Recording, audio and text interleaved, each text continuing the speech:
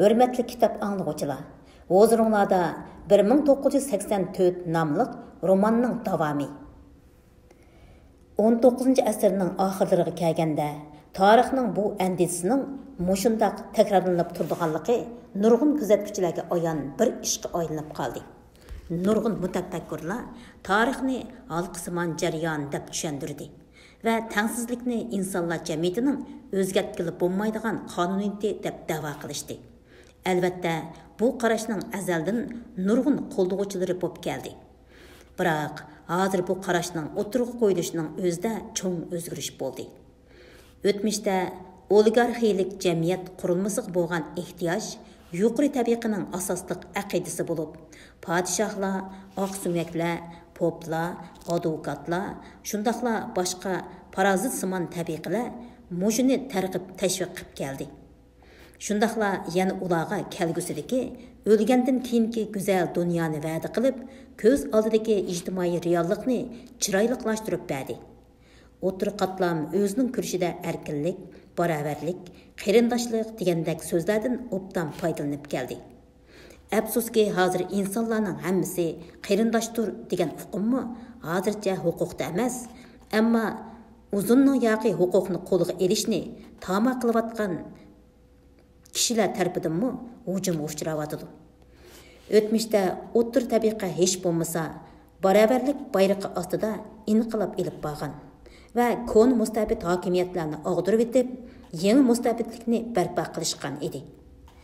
Bu yangi tabiqa o'zining mustabid hokimiyatini sotsializm degan yangi nom bilan atadi. Bu 19-asrning boshlarida maydonga kelgan so'z bo'lib, bu qadimgi zamondagi qullar qo'zg'olonida maydonga kelgan ideya zanjirining eng oxirgi halqasi edi. Bu hozirmi ilgirki davrlardagi utopiyachilikning cho'nqur ta'siri ostida turibdi. Ammo 1900-yildan buyon maydonga kelgan sotsializmning har xil variantlarida erkinlik va barobarlik barpo qilishdan iborat nishon ochiq-oshkor tashlanib qoldi. 20-asrning o'rtalarida sotsializmning yangi shakllari, masalan, Okeaniyada insok, Yevro Osiyoda yangi bolshevizm, Sharqiy Osiyoda oshkora tilga ilinadigan o'limga cho'qinish qatorliqlar maydonga keldi. Bularning hammasining maqsadi tengsizlik va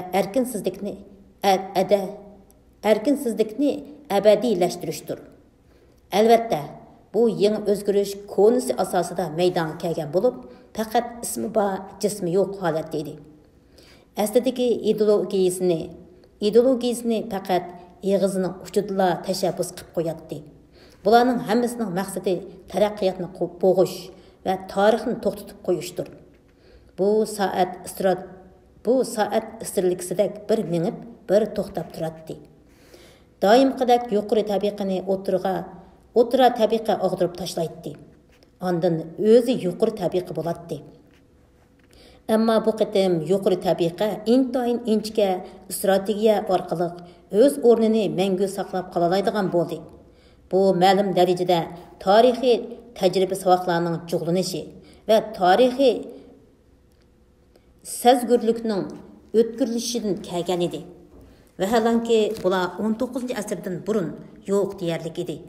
Tarixning halqasimon taraqqiyot jarayoni hozir bilgili bo'ladigan bir ishga aylangan edi. Bilgili bo'ldi deganlik uni o'zgartkili bo'ladi deganlik edi. Ammo buning eng cho'ng sababi shuki, 20-asrning boshlarida insonlarning barobarligini ishga oshirish mumkinchiligi amalga ish bo'lgan edi. İnsanlarning tug'ma talant, iqtidor jihatlarda bir-biridan farqlanadiganligi, ba'zilardan ustun turadiganligi hozirmi bir haqiqatdir. Ammo u chaqlarda sinflarga ayirish va boy namratlar farqni gavdalantirishga biror amaliy ehtiyoj yo'q edi. Uningdan burungi davrlarda sinflarga ayirishdan saqlanqilib bo'lmayli qolmasdan, yana shunday qilish orzulanadi. Tengsizlik madaniyatning badili bo'lib qoldi. Mashina uskunlarni ishlab chiqarishning taraqqiy qilishiga ergishib, bu xil ahvol o'zgardi.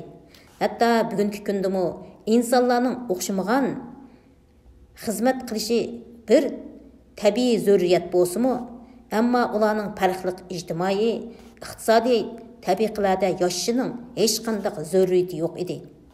Vaholanki huquqni changalig'iga kirgizib olgan hukmron kuchlarning nuqtasidan qaraganda insonlarning barobarligi qo'g'lishadigan g'oya emas, balki saqlanadigan xavfga aylanib qoldi. Texmo qadimgi davrlardagi adolatlik va tinch jamiyatning mavjud bo'lishi mumkin emas chog'larda uning mavjud bo'lganligiga ishonish oson edi. İnsanlar ig'ir emgak, zulm yo'q, fani dunyodagi jannatda barabar qarindoshlik ichida yashayolaydi deydigan intilish insonlarni necha ming yillar mobaynida aldab keldi. Hatto har bir tarixiy o'zgarishdan amaliy naf ilib kelayotgan kishilarmi mushundaq intilishlarda bo'lib keldi. Fransiya, Angliya, Amerika inqiloblarining rahbarlari o'zlari da'vo qiladigan kishilik huquq, so'z erkinligi, qonun oldidagi barobarlik qatorliq shuarlarga az to'la ishonatdi va harakatimi mushu ishonishning ta'siriga ma'lum darajada uchraydi. Ammo 20-asrning 40-yillariga kelganda asosliq siyosiy ideya iqimlari hokim mutlaqlikqa aylanib ketdi. Dal fani dunyodagi jannatni qurish imkoniyati tug'ilganda u tunjuqtirildi. Har qanday bir yangi siyosiy ideya, mayli uning nomi qandoq atalsin, tabiiylashish va harbiy tuzumlashishni targ'ib qiladigan bo'ldi. 1930-yillar atrofidagi vaziyat umumyuzlik chingib ketgan chog'larda toshlanib ketgani necha 100 yil bo'lgan so'roq qilmay turmaga solash, urush jinoyatchilarini qul qilish, kollektiv qirg'in qilish, qiynab iqror qildirish, go'ro'ga elish, butkul aholini palash qatorliq qilmishlar qaytadan umumlashishga boshladi. Shundaqla o'zlarini madaniyatlik, ilg'or sanaydigan kishilar tarafidan sig'dirildi va himoya qilindi. Butun dunyo miqyosidagi ichki urush, inqilob va aksil inqiloblardan 10 yillarcha o'tgandan keyin insok va uning boshqa raqib maslaklari rasmiy pishqon va amaliy yurgiziladigan bir siyosiy nazariya sifatida o'ttirg'a chiqdi. Ammo 20-asrning boshlarida paydo bo'lgan hokim mutlaqlik deb ataladigan tuzumlar allaqachon bularning maydonga keldiganligidan bishorat berib bo'lgan edi. Shu chog'dagi dunyoviy qalaymaqonchilik ichidan qandaq dunyo qurilmasining shakllanadiganligi asosan aniq bo'lib qolgan edi. Dunyoni qandaq odamlarning kontrol qildiganligimi hammaga ayon bir ishga aylanib bo'lgan edi. Yangidan maydonga kelgan bu yuqori tabiqa byurokratlar, olimlar, texniklar, savdo birlashmasi tashkilotchilar, tashviqot mutaxassislari, jamiyatshunoslar, o'qituvchilar, jurnalistlar va kasbiy siyosatbozlardan tarkib topgan edi. Bu kishilar o'tir tabiqadagi maoshliqlar va ishchilar sinfining yuqori qatlamidan kelib chiqqan bo'lib, ularni sanoat monopolchilari va hokim mutlaq hukumatlar bir yerga akagan va qurib chiqqan edi. Bularni burunqi davrlardagi o'z xillariga silishtirganda bular unchavala oshko'z emas, hashamatchilikka undoq berilmaydi. Ammo huquqi bek intilakdi. Hammadan bakrak o'zlarining nemish qilayotganligini nihoyat aniq biladi. Hamda qarshilashquchilarni rahim qilmay bostiratdi. Eng oxirgi farq eng muhim edi. Hozirqini burunqiga silishtirganda o'tmishdagi har qanday mustabid hokimiyatni yana texi sal yumshoq, iqtidorsiz, unumsiz deyishga bo'ladi. Ularning hukmron sinflarining qallasida oz-to'la erkinlik ideyasi mavjud edi. Fuqarolarni unchavala ching boshqarib ketmaydi. Faqat ochiq-oshkora ish harakatlariga diqqat qiladi. Fuqarolarning nima o'ylayotganligi bilan kori yo'q edi. Hatto o'tir asrdagi chirkovlarmi zamonaviy ideya, o'lchamlarga keng qursaqlik qilgan edi. Bundaq bo'lishining ma'lum sababi shuki, burunqi mustabidlarda fuqarolarni davomli kuzatib turadigan kuch texnika yo'q edi. Manbaning kashf qilinishi bilan avomning ra'yini kontrol qilish osonlashdi. Radio va filmlar buni texmi kuchaytdi. Televizorning maydonga kelishi va texnik taraqqiyotiga ergishib, birli uskunda qabul qilish va tarqitish amalga oshdi. Şunun bilan şəxsi turmuş axırlaşdı.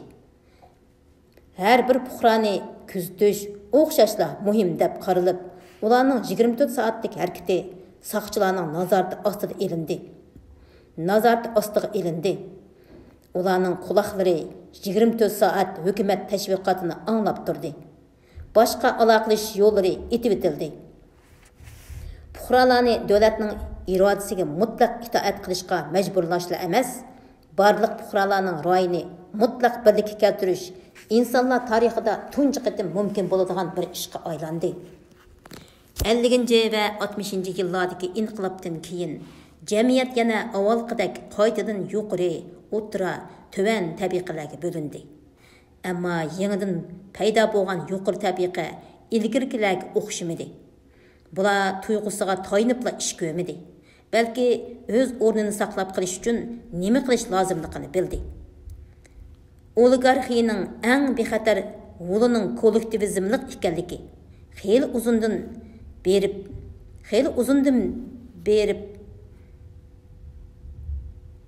uzundan beri e'tirof qilinib kelingan bir haqiqat edi. Boyliq bilan imtiyozga tang erishgili bo'lganda, ondan ularni obdan qo'g'dig'ili bo'ladi. Mushu asrning o'ttirida ilib berilgan atalmish xususiy mulkchilikni bekor qilish harakati mohiyatda boyliqni burunqi davrlardagidanmi bakrak osonliqlarning qo'liga markazlashtirishdan boshqa ish emas edi. Lekin buning bir farqi shuki, yangi iqtidorlar ilgirgidek bir turkum shaxslar bo'lmasdan, balki bir kollektiv edi. Hech qanday partiya a'zosining yakka holda o'zining ushshaq-tushshaq lozimatliklaridan boshqa narsalari yo'q edi. Ular kollektiv holatda Okeaniyadagi hamma narsaning egisi edi.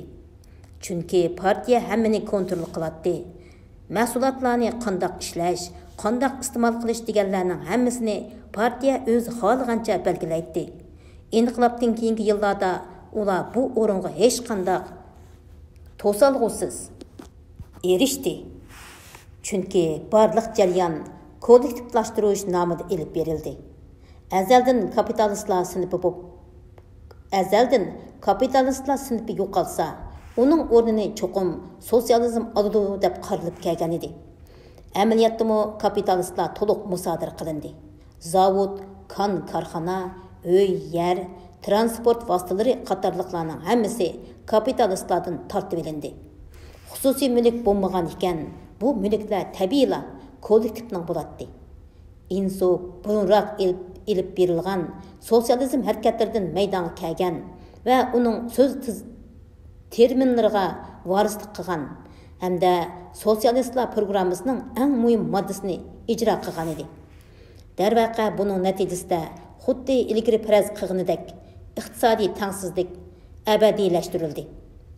Halbuki tabiqilik jamiyat tuzilmasini abadiylashtirishda masala buningdan cho'nqur edi. Hükümran grupini o'rindan tushirib etishning faqat 4 yo'li bor edi. Biri ya bir tashqi dushman tarafidan ag'diriladi, yoki hokimiyat yurgizishda qobiliyatsiz qilib xalq qo'zg'alib ag'dirib etadi. Ham kuchlik ham ularga norozi bir o'tir tabiqining maydon kelishiga sal qaraydi. Va yoki o'ziga bo'lgan ishonchini yo'qotib, hokimiyat tutishdan yoltib qoladi. Bu sebeplerinin hiç qaysisi yalğız rol oynayamaydı. Bu amillarning hammasining ma'lum darajada mavjud bo'lishi bir qonuniyat edi. Mana shularning hammasidan unumlik mudofialangan hukmron sinflar mangu o'z o'rnida huquqini saqlab qolalaydi. Bu asrning o'ttiridan keyin yuqorida tilga ilingan birinchi tahdid yo'q bo'ldi-da, hozirgi uchala davlat o'rtaq yengilmas o'ringa chiqib bo'ldi. Faqat nopos qurilmasidagi osti xarakterlik o'zgarishdan keyin ondan bu ehtimollikdan so'z ochqili bo'lishi mumkin edi. Ammo bundaq keng doiradagi huquqqa erishib olgan hukumat bundaq bir ehtimollikdan o'ng'ayli saqlanib qola oladi. İkinci tahdidmi faqat bir nazariyadala mavjud ish bo'lib qoldi. Keng avam hargiz o'zligidan tashkillanib, ularga qarshi qo'pmaydi. Shundaqla faqat zulmga uchirganligi uchunla isyon ko'tarmaydi. Amaliyotda ular o'zini boshqalarga solishtiradigan o'lchamlarga erishamiz-la. O'zlarining zulmda ekanligini his qilolmaydi. Burungi vaqtlarda davriy holda yuz berib turadigan iqtisodiy krizislardan saqlanish mumkin edi. Hozir bo'lsa bundaq krizisning yuz berishiga yo'l qo'yilmaydi. Albatta, hozirmi mushunga o'xshash boshqa cho'ng qalayimqanchiliklarmi yuz berdi va beralaydi. Ammo u hech qanday siyosiy natija olib kelolmaydi. Chunki xalq o'z noroziligini aniq ifodalay Uşuq ishlab chiqarish masalasiga kelsak, bu masala mashina texnik taraqqiyoti mobaynida jamiyatda izchil yo'shirun holda mavjud bo'lib kelgan edi. Bu masala uzluksiz urush orqali hal qilindi. Bu yana o'z navbatida avomning qizg'inligini hokimiyatga lozim saviyada saqlab tura oladi. Hozirgi hukmronlarning qarshidan etganda birdan-bir haqiqiy tahdid o'z tabiiy qatlamidan qobil, ammo qobiliyati to'liq joriy qildirilmagan, huquqqa intiladigan yangi bir qatlamning bo'linib chiqishi. Shundaqla yana yuqori tabiqining ikki qismida liberalizm va gumonxo'rlik ideyalarining bosh ko'tarishidir. Bu masala mundaqli deganda ma'rif orqali hal qilinadigan masaladir. Bu yuqori tabiqadagi rahbar guruhi bilan uning ostidagi ijro guruhining engini uzluksiz yengilab, yuyib turish bilan hal bo'ladi. Avomning engiga bo'lsa, dal buning ta'tirisicha yo'l bilan ta'sir ko'rsatadi. Birov mushlarga asoslanib turib, Okeaniya jamiyatining umumiy qurilmasini bilib olaydi. Bu piramidaning cho'qqisida xo'ja ak turdi. U yiqilmas va hammadan kuchli o'rinda. Har qanday bir g'alaba, muvaffaqiyat, utuq, natija, ilmiy bayqash, kashfiyot, barliq bilim, farosat, baxt, axloq hammasi uning dono rahbarligi va ilhomidan kelgan bo'ladi. Hech kim xo'jakini ko'rib boqqan emas. U tashviqot viviskalardagi bir rasm, ekranlardagi bir ovozdan iborat. Shundaq yakun chiqarishga bo'ladiki, u o'lmaydi. Uning zoti qachon tug'ilganligini hech kim aniq bilmaydi. Xo'jaka partiyaning tashqi dunyoga o'zini namoyon qiladigan niqobidir.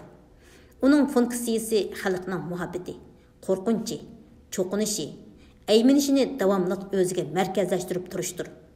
Xalqning hissiyoti bir abstrakt organga emas, muayyan bir konkret shaxsga bağlangandila ondan o't oladi, qaynaydi.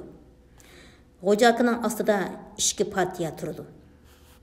Uning soni 6 million atrofida bo'lib, butun Okeaniya nufusining taxminan 2%ni tashkil qiladi. Uning ostidagisi bo'lsa tashqi partiyadir. Agar ikki partiyani davlatning mingsi desak, u chaqda tashqi partiya davlatning quli deyishga to'g'ri bo'ladi. Buning ostidagisi odatda proletarlar deb ataladigan keng avomdir. Ular Okeaniya nufusining 85%ni tashkil qiladi. Biz boshda ijtimoiy tabiqalarni turga ayirganda, proletarlarni tuvan tabiqaga ayirgan edik. Chunki ekvator tuproqlaridan ilib kelingan qullar davomli ishg'oliyatchilarning qo'lida olmishib turg'ashqa, biz tilga olgan ijtimoiy qurilmaning bir ajralmas tarkibi bo'lolmaydi. Prinsip jihatdan aytganda, bu uch tabiqaga a'zo bo'lish varislik shaklida bo'lmaydi. Nazariya jihatdan aytganda, ikki partiyaning bolalari shuningga varislik qilish uchun tug'ilgan emas. Partiyaning har qanday bir tarmoqiga kirish 16 yoshda ilinadigan bir imtihon orqali belgilanadi. Buningda aniq belgilangan bir irqiy yoki rayon xarakterlik kamsitishmi yo'q. Negerlar, Yahudilar, sap Indian qon sistemasiga tabi Janubiy Amerikaliklar partiyaning eng yuqori qatlamidami uchraydi. Har qaysi rayonlarning ma'muriy amaldorlari shu yerdagi aholilar ichidan chiqadi. Okeaniyaning hech qanday bir bo'lagidagi aholilarda biz Iroqdagi bir poytaxt tarafidan boshqarilyapmiz deydigan mustamlik tuyg'usi yo'q. Okeaniyada poytaxt yo'q. Dahining nada turdiganligi, nemish qildiganligini hech kim bilmaydi. Ingliz tili Okeaniyadagi hukmron til. Yeni til bolsa hökumət tili. Bu hech qandaq bir shaklda markazlashtirilmagan. Okeaniyaning hukmronlari qondoshlik rishtasi bilan emas, o'rtaq ideya rishtasi bilan bir-biriga bog'langan. Bizning bu jamiyatimiz farqli, aniq darajada qatlamlarga ayrilgan. Bir qarmoqqa bu varislik shaklda davomlashayotganda ko'rinadi. Hozir jamiyatning o'xshamagan tabiqalari orasida asosan degudek o'zaro o'tishish yo'q. İlgirki kapitalizm ve sanoatdan burunqi davrlarda tabiqalar orasida yuqori tavan o'tishish bo'lib turadi. Hozir partiyaning ichki va tashqi ikki qatlamida ma'lum darajada o'zaro o'tishish mavjud. Ammo buningdagi maqsadmi ichki partiyadagi irodasi ojizlarni tozalash va tashqi partiyaning ichidagi g'arizi bağlarni o'stirish orqali ularning ziynining oldini olishdir. Proletariatlar bo'lsa partiyaga kirgizilmaydi. Ularning ichidagi eng aqlli odamlarning norozilik manbasi bo'lib qilish ehtimolligi mavjud. Shunga ularga chekit qo'yiladi va ideya soqchilari tarafidan ko'zdan yo'qitiladi. Ammo bu hamisha cho'qim mushundoq bo'ladi. Ammo bu hamisha cho'qim mushundoq bo'ladi deganlik emas. Yoki bir prinsipmi emas. Partiya hargiz ko'nmandiki sinib emas. Ular hargiz huquqni o'z farzandlariga miros qoldirishni maqsad qilmaydi. Navoda eng qobil odamlarni yuqori o'rinda tutib turish mumkin bo'lmay qolsa, ular proletariatlar ichidanmi yangi bir avlod qabul qilishga doim tayyor. Partiyaning hayot-mamotlik yillarida, partiyaning undaq varislik tuzumida emasligi, avomdagi ularga bo'lgan qarshilikni yo'qotishda zo'r rol o'ynagan edi. Konu sotsialistlar atalmış sinipi imtiyozga qarshi kurash qilishga tarbiyalangan bo'lib, ular varislik tuzumida bo'lmagan ish mangulik bo'lmaydi deb qaraydi. Ular oligarxiyaning davomlashishining konkret odamlarga to'yanmasimi bo'lganligini ko'rmagan edi. Yoki ular varislik yo'li bilan davomlashgan oqsuyaklar hukmronligining azaldan umri qisqa bo'lganini, aksicha katolik cherkovlaridek organlarning hukmronligining necha yuz yil davomlashganligi haqida o'ylanib baxmagan edi. Oligarxiyalik hukmronlikning moyiti dadidan bola qilish emas, balki o'lganlardan hayotlarga qoladigan muayyan dunyo qarash va turmush usulining uzluksiz izchilligi edi. Hükümran sınıf faqat öz namratlarını varis qila olasizlar. Hükümranlıqda turaveradi. Bu yerda partiya o'zining qinni emas, balki o'zini abadiylashtirmoqchi. Agar mushu tabiqilik qurilma davomlashadigan bo'lsa, kimning huquq yurgizishi muhim emas edi. Davrimizning aloyidligini tashkil qilgan barliq ko'z qarash, odat, zo'q, his tuyg'u, fikr usuli pozitsiyalar partiyaning muqaddasligini saqlash va kishilarni o'zi yashayotgan reallikning haqiqiy mohiyatini tushunishdan yiroqlashtirish maqsadida paydo qilingan edi. Isyon ko'tarish yoki isyonga urinish hozir mumkin bo'lmaydigan ishdir. Proletariatlarning qo'rquvchiligi yo'q edi. Ularning o'ziga qo'ydigan bo'lsa, ular avloddan avlodga, asrdan asrga faqat yeb ichib, nasl qoldirib yashaydi.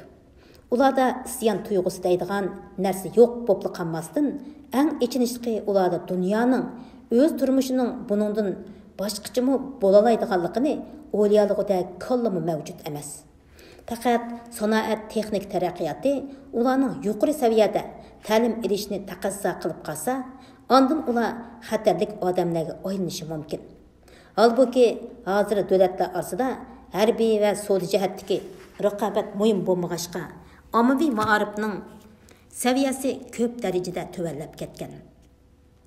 Hozir avomning ro'yi nima? Jamiyatda qanday qarashlar bor deganlar muhim emas. Ularga fikr erkinligi berilgan. Chunki ularda fikrmi yo'q. Buning aksicha Navoda partiya a'zolarida arzimas ushshaq ishlar to'g'riliqmi? Kichkina ideviy sahvanlik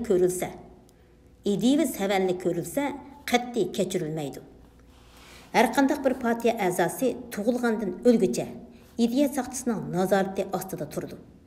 U yolg'iz qasimi mən yalğız deb jazib qılanmaydı. Mayli u qayerda bo'lsin, uxlasin yoki uyg'oq bo'lsin, xizmatda yoki dam olishda, munchisda yoki karvatida bo'lsin, u hech qanday ogohlantirishsiz holda nazorat qilinadi. Hatto o'zining nazorat qilinayotganligini bilmaydi. Uning har qanday ishi kichik sanalmaydi. Uning boshqalar bilan bo'lgan do'stligi, ko'ngil etishi, xotin bolalariga tutgan muomalasi, yolg'iz qolgandagi chiroy ifodasi, uyqudagi jo'ylishi, hatto badanning ba'zi odatlanib qolgan qimirlash harakatlari hammasi inchga nazorat ostida. Mayli intayin ushshoq savallik, g'alit qiliq odatlaridagi kichik o'zgarish, yurish turishidagi jiddiylik bo'lsin, bularning hammasi uning ichki dunyosidagi bir kurashning alomati. Cho'qim aniqlash kerak deb qaraladi. Hech qanday ishda u o'zi bilib qaror chiqarmaydi. Albatta, uning hech qanday ish harakati aniq qonun tarafidan cheklanmaydi. Aniq qonun tartib tarafidan cheklanmaydi. Okeaniyada qonun yo'q. O'limga ilib boradigan ideya yoki ish harakatlar aniq yozma shaklda cheklanmaydi. Oyog'i chiqmas, palash, tutish, qiynash, solash, parg'a aylantirishlar sodir qilinib bo'lgan jinoyat uchun emas, balki kelgusidagi ma'lum bir chog'da sodir qilinib qilish ehtimoli bo'lgan jinoyat uchun ijro qilinadi. Partiya a'zolarida to'g'ri qarashlar emas, balki to'g'ri tabiat bo'lishi ta'kidlanadi. Partiya a'zolaridan hozirlash talab qilinadigan nurg'un ideya, pozitsiyalar odatda oshkor bayon qilinmaydi.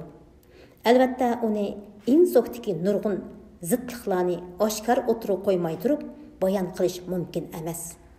Agar u bir tabiiy ortodoks, ya'ni sadoqatman odam bo'lsa, yangi tilda u yaxshi fikrchi deb ataladi. U har qanday ahvolda o'ylanib o'tirmasdilla, nimaning to'g'ri ideya, nimaning partiya talab qiladigan his tuyg'u ekanligini bilalaydi. Shundaqdimi ularning balliq vaqtida tamomlangan va yangi tildagi jinoyat to'sish, oq-qora, qo'sh tafakkur orqali so'zlar atrofiga o'rinlashtirilgan, uyushtirilgan inchga zehniy mashq ularni har qanday ish to'g'riliq cho'nqur o'ylanishni xohlamaydigan, hatto o'ylaydisimi o'ylanmaydigan qilib yetishtirib chiqadi. Partiya a'zolaridan hissiyotsizlik va qizg'inlik, hayajondan o'zini tormozlamay qo'yib ifodalash talab qilinadi. Uningda har doim, har vaqt cho'qim chet el dushmanlari, ishki xoinlarga bo'lgan asabiylarcha nafrat, g'albiga nisbatan yuksak tantana, partiyaning qudrati va donoligi oldidagi yuksak kichiksinish bo'lishi kerak edi. Uning osh-yalang'och turishiga bo'lgan noroziligi 2 minutlik nafrat faoliyati degandek usullar orqali ustulik bilan bo'shtiladi va uningda gumon, shubha, isyon paydo qilib qo'yish ehtimolligi bor. O'y xiyollar u ilgari qabul qilgan ishki mashq mahoratlari orqali oldin tunjuqtiriladi.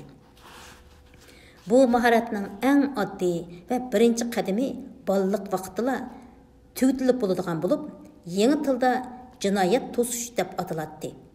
Bu odatda biror xatarlik ideya qo'lliga kelish kelmasdilar. Uni tabiiy tuyg'u bilanla to'xtatib olishni ko'rsatdi. Bu yana analiz qilish iqtidori bo'lmaslik, logikalik xatoliklarni farqlantirolmaslik, insonga zid kasla har qanday oddiy hukmni xato tushunish, odamni g'ayri nishonga boshlash, ehtimoli bo'lgan fikr, tafakkurdan zerikish, yetirqash qatorliqlarni o'z ichiga oladi. Qisqartganda jinoyat to'sish, qo'g'dinish xarakterlik do'tlik deganlik edi. Ammo do'tliklar yetarlik emas edi. Aksicha, yana mutlaq ortodoks, ya'ni sodiq bo'lishni, o'zining qalisi, his tuyg'usini xuddi serikchi badanni kontrol qilgandek kontrol qilish talab qilinadi. Okeaniya jamiyati Xo'ja aka hammaga qodir, mutlaq to'g'ri, partiya yemirilmas, degan e'tiqod ustiga qurilgan. Halbuki reallikda undaq bo'lmaydiganligining alomatlari ko'rilib qoladigan bo'lg'achqa, yuz bergan ish hodisa faktlarga nisbatan har minut sekund elastik muomala qilinadi. Buningdagi oshqushliq so'z oq qoridir. Yangi tildagi boshqa nurg'un so'zlarga o'xshash oq qorningmi bir-biriga zid ikki ma'nosi bor edi. Buni dushmanlarga tatbiqlaganda ochiq faktni inkor qilish, qorini oq deyish degan ma'noni bildiradi. Partiya a'zolariga tatbiqlaganda bo'lsa, partiya oqni qora desimi, qorini oq desimi mutlaq haq deb bilish degan ma'noni bildiradi.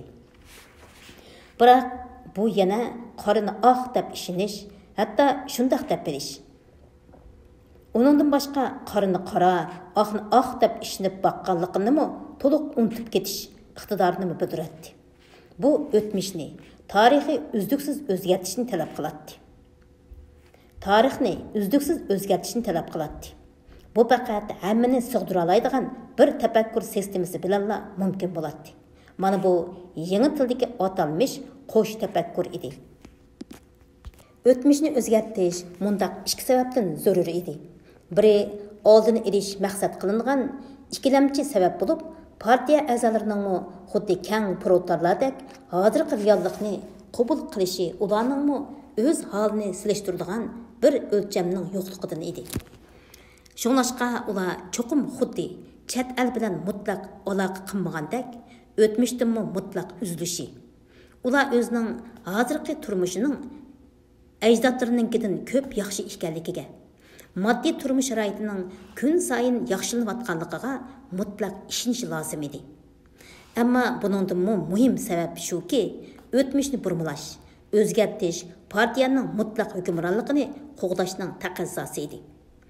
O'tmishni o'zgartirish hargizmi faqatla partiyaning hamma sohadagi oldin bishoratlarining hammasining to'g'riliqni ko'rsatish uchun yig'inlardagi nutq, statistika, barliq arxiv yozmalarni o'zgartib, ularni vaqt bilan tang qadamlashtirishli bo'lmasdan, yana u siyosiy ittifoqdoshlikdagi o'zgarishlarni e'tirof qilmaslik edi. Partiyaning qarashicha qaror siyosatning o'zgarishi ojizlikni e'tirof qilish bo'lib qoladi. Masalan, navoda bugungi dushman Sharqiy Osiyo yoki Yevro Osiyo bo'lib qolsa, undaqda ashu dushman davlat azaldan dushman edi deb qaraladi. Agar fakt aksicha bo'lsa, yana shuningga mos holda o'zgartiriladi. Tarix uzluksiz, to'xtamasdan qayta yoziladi. Tarixni bundaq har kuni o'zgartirish xizmati haqiqat ministerligi tarafidan ilib beriladi. Bu xizmat Okeaniyaning muqimligi uchun Shafqat ministerligi tarafidan ilib berilgan ishbiyonlik, tutish, solashlarga o'xshashla zarur edi. O'tmishning o'zgarishchanligi insoq ideyasining javhiri edi. Odatda deyilgandek, o'tmishdagi voqealar obyektiv mavjud emas. Faqat insonlarning xotirasi va yozma vasiqalarida saqlanib qoladi. O'tmish insonlarning xotirasidagi aslimasi bilan yozma vasiqalardagining o'rtaqligidan iborat. Partiya barliq yozmalar va partiya a'zolarining engini to'liq kontrol qilib olg'ashqa. Tabiiyla o'tmish ular qandoq yozsa, qandoq o'zgartsa bo'ladigan narsaga aylanib qolgan. Buningga tabiiy ergishib keldigini, garchi o'tmish o'zgartilsa-mu, muayyan aniq ish voqealar o'zgartilmaydi. Chunki u har qanday vaqtda ma'lum ehtiyojga moslashtirilib, takror o'zgartilib turdi. Shuning bilan o'zgartilgan bu yangi nusxa o'tmish hisoblanadi. Buningga o'xshamaydigan har qanday bir o'tmish tarix mavjud bo'lmaydi. Har doimgidek ma'lum bir voqea bir yil ichida nurg'un qatim o'zgartirilib, to'ng'isiz holatga kelib qoladi. Demak, har qanday vaqtda partiya mutlaq haqiqatning egasi bo'ladi. Hamda bu mutlaq haqiqat naq ko'z oldidagidan farqli bo'lmaydi. Shuni ko'rish mumkinki, o'tmishni o'zgartirish hammadan bakrak xotirani mashqlantirishga tayinadi. Yozilgan barliq vasiqalarning hammasining ko'z oldimizga vaziyat bilan birdek ekanligiga ishonish. Faqatla bir mexanikalik harakatdan iborat. Ammo bu voqealarning cho'qim partiya kutgandek ravishda yüz berganligini asli saqlash kerak. Agar birovning aslimasi, xotirasini qayta ratlash yoki yozma paketlarni burmalash zarur bo'lsa, u cho'qim mushunda qilganligini keyin unutib ketish kerak. Bunda qilishning ipini boshqa zehniy mahoratlarni egilgandek egiligili bo'ladi. Partiya a'zolarining ko'pinchisi aqlliq va ortodoks, ya'ni sodiq kishilarning hammasi bundaq mahoratni o'zlashtirib bo'lgan. Kon tilda bu reallikni kontrol qilish deb ataladi. Yangi tilda bo'lsa, qo'sh tafakkur deb atalgan. Albatta, bu so'zning mazmun doirasi texmi kengri. Qo'sh tafakkurning ma'nosi shuki, u odamdagi bir vaqtda bir-biriga zid ikki xil fikrga ishonish iqtidorini ko'rsatadi. Partiya a'zolari o'zlarining xotirasining qaysi yo'nalishga o'zgartirilishi kerakligini biladi. Shundaqla o'zining reallik bilan o'yin o'ynayotganligini biladi. Ammo yana shuning bilan bir vaqtda qo'sh tafakkur mahorati orqali o'zini reallikning o'zgartirilmaganligiga ishontira oladi. Bu jarayonning ilib berilishi angliq bo'ladi. Bo'lmasa inchkilik, astoydillik bo'lmay qoladi. Shundaqla yana angsizmi bo'ladi. Bo'lmasa odamda aldamchilik qilayotganda gunoh tuyg'usi paydo bo'lib qoladi. Qo'sh tafakkur insof falsafasining yadrosidir. Chunki partiyaning asosli ishi aldamchilikni aniq tamomlashdir.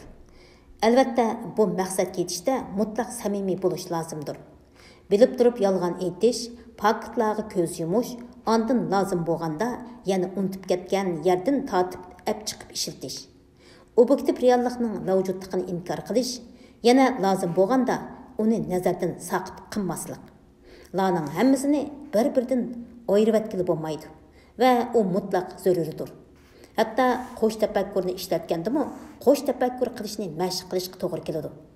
Kishilar mushu so'zni ishitish orqali o'zining reallikni burmalayotganligini e'tirof qiladi. Ondan qo'sh tafakkurni yana ishga selish orqali kalasidagi bu tuyg'uni yuyib etadi. Bu mana mushundaq halqasimon davomlashaveradi. Yolg'on har doim haqiqatdan bir qadam boldir keladi. Partiya mundaq qo'sh tafakkur orqali tarix jarayonini oxiri changaliga oldi. U buningdan keyin mushundaq davomlashmadi. Ilgirki barliq oligarxiyalar boshqarishda ya qatmanlashib qilish yoki yumshoq qo'llashib ketish bilan va yoki kolvalashib ketganligi va haqoratlik tufaylidan o'zlarini yangi o'zgarish muhitlarga moslashtira olmay og'dirilib ketdi va yoki liberal ammo qo'rqinchoq bo'lib qoldi. Qurol kuchi ishlatadigan chog'da yo'l qo'ydi. Shuning bilan og'dirilib ketdi. Shundaq deyishga bo'ladiki, ularning og'dirilib ketishiga yo angliqlik yoki angsizlik sabab bo'ldi. Partiya qo'lga keltirgan muvaffaqiyat shuki, ular ang bilan angsizlik bir vaqtda sig'ishib mavjud bo'la oladigan bir tafakkur sistemasini maydonga keltira oldi. Partiyaning abadiyligi buningdan boshqa hech qanday bir aqliy qurilma ustida kapolatga ega bo'la olmaydi. Birov hukmron bo'lmoqchi va bu hukmronlikni mangu davomlashtirmoqchi bo'ladi ekan, u holda cho'qim fuqarolarning reallik tuyg'usini burmilab etish kerak. Chunki hukmronlikning siri o'zininkining mangu to'g'riligiga bo'lgan ishonchi bilan o'tmishdan olgan tajriba saboqlarini yug'irib etishda. Shuni deb o'tishning hojati yo'qki, qo'sh tafakkurga eng mahir kishilar dal shuni ijod qilgan kishilardir. Ular buning nihoyatda keng bir zehniy aldamchilik sistemasi ekanligini biladi. Bizning jamiyatimizda nimalarning yuz berayotganligini eng yaxshi biladigan kishilar dal uning mohiyatini ko'rishdan eng yiroq kishilardir. Umuman aytganda, umuman ahvolda tushunishi ko'paygan sari shuncha ilishidir. Qancha aqlliq bo'lgan sari shuncha qoymoqidi. Buning bir ro'shan fakti shuki, birovning o'rni yuqori ko'tarilgan sari uningdagi urush asabiyligi shuncha kuchayib ketadi. Urushga tutgan pozitsiyasi eng aqli kishilar shu talash tortishdagi territoriyalarda yashaydigan xalqlardir. Ularga nisbatan urush xuddi dengiz toshqiniga o'xshash, pat-pat kelib ketib turadigan bir tabiiy ofatdan iboratdir. Ular uchun qaysi tarafning g'alaba qilishining qanchalik ahamiyati yo'q. Ularga nisbatan bu yerning igidorchiligining o'zgarishi faqat burungi xo'jayinlar uchun qilib kelgan emgaklarini yana shu burunqi xo'jayinlardek muomala qiladigan yangi xo'jayinlar uchun davomlashtirib derak berdi.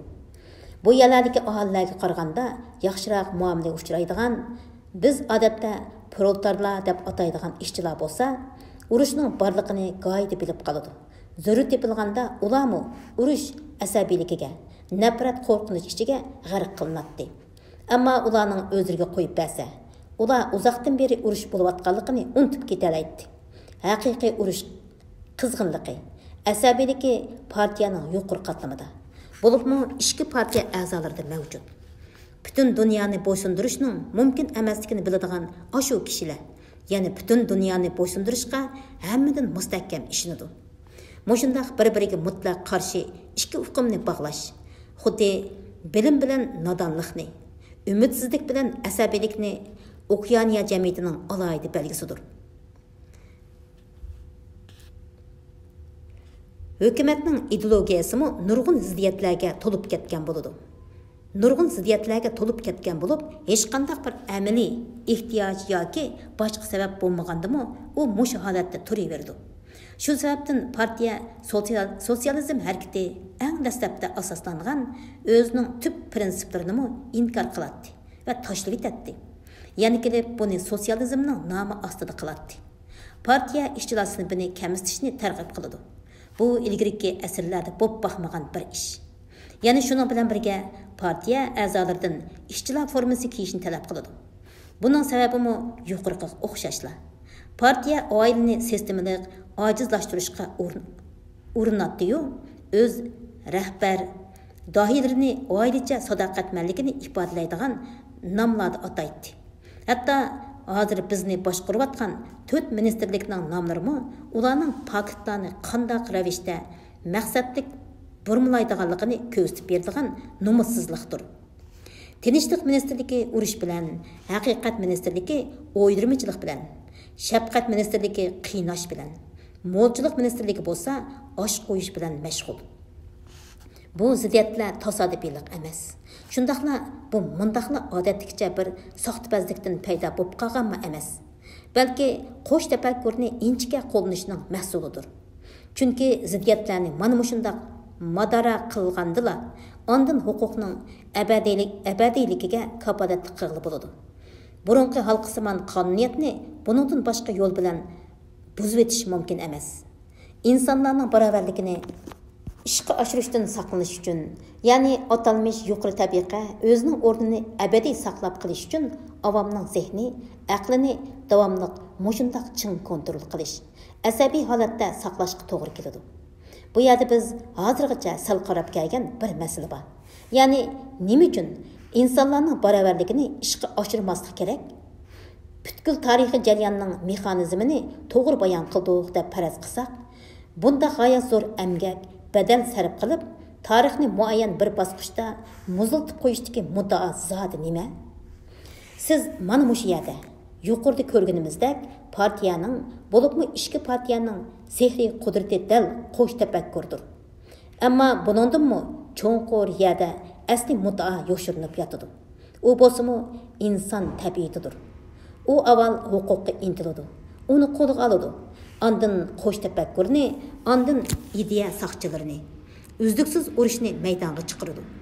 Uningdan keyin davomli mavjudligiga kapolatlik qiladigan yana boshqa zarur ishlarni vujudga chiqaradi. Bu asli muddao amaliyotda mushundaq narsalardan tarkib topadi. Biror tuyuqsiz ovozdan cho'chigandek Winstonga uydagi jimjitlikni shundaq cho'chib sezdi. Biror tuyuqsiz ovozdan cho'chigandek Winstonmo uydagi jimjitlikni shundaq cho'chib sezdi. Julia uyquga tushib ketgili xil bo'lgandek qiladi. U Winstonning yanida yotadi. Belining usti yalang'och bo'lib, yuzini olqiniga qo'yib olgan edi. Yumuq ko'zidagi quyuq qora kirpiklar ko'zga alohida tashlanib turadi. Ko'ksi bir xil ritmda ko'tarilib, pasayib turadi. Julia, uningdan sado yo'q. Julia, uyg'oqmisiz? Un chiqmadi. U uxlab qolgan edi. Winston kitobni yepib, polga qo'yib, o'zim yotdi. U adyalni har ikkilarning ustiga tortdi. Uning qalisi texchi o'ylaydi. u oxirgi sirni texcha anqiramagan edi. Bu masalaning qandaqligini tushundi, ammo nima uchunligini tushunamadi. Birinchi bobmi xuddi uchinchi bobdakla u bilmaydigan bir narsa deb beramadi. U faqat Winston biladigan bilimlarni sistemalik bayon qilib bergan edi. Xolos. Ammo u buni o'qigandan keyin hech bo'lmasa o'zining sarang emasligini his qildi. Osonlik bo'lib qilish, hatto yagona bo'lib qilishmi sizning sarangligingizni bildirmaydi. Bu yerda haqiqatmi, saxtlikmi bor? Navoda siz haqiqatga chin esilsangiz, butun dunyo sizga qarshi chiqqan taqdirdami, siz yanla sarang emas. Petib-atқан quyoshning oltin rang nurlari darizdan karvatdagi yostiqqa sepildi. Uning yuziga tushgan quyosh nuri va Juliyaning uning badaniga tegishib turgan badallari uning bir xil kuch, huzur, ishonch tuyg'usi paydo qildi. U bexatar, hamma ish ko'ngildagidek edi. U bir nimalarni g'udonshig'ash uyquga ketdi. Aqlni statistika bilan o'lchigili bo'lmaydi. Uningcha bu so'zda intayin cho'nqur hikmat bor edi.